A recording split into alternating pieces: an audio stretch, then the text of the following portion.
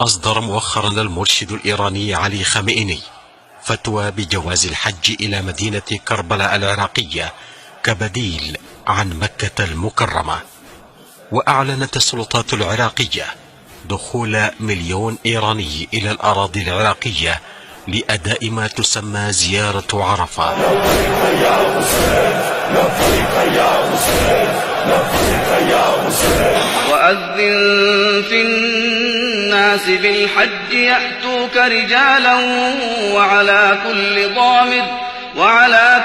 ضامر يأتين من كل فج عميق ليشهدوا منافع لهم. الله أكبر. الله أكبر.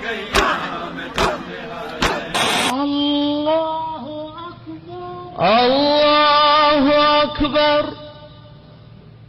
لبيك يا حسين، حسين حسين، لبيك لبيك يا حسين.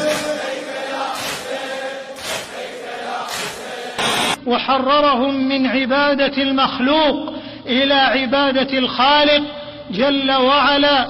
وأخذ يضربه بالسيف حتى ضربه 12 ضربة. وما خلقت الجن والإنس إلا ليعبدون وما أرسلنا من قبلك من رسول إلا نوحي إليه أنه لا إله إلا أنا فاعبدون. وفصل الرعد. وهذا دليل على أهمية التوحيد وأنه حق الله على العبيد. الحمد لك والشكر لك وكلنا نخضع لك.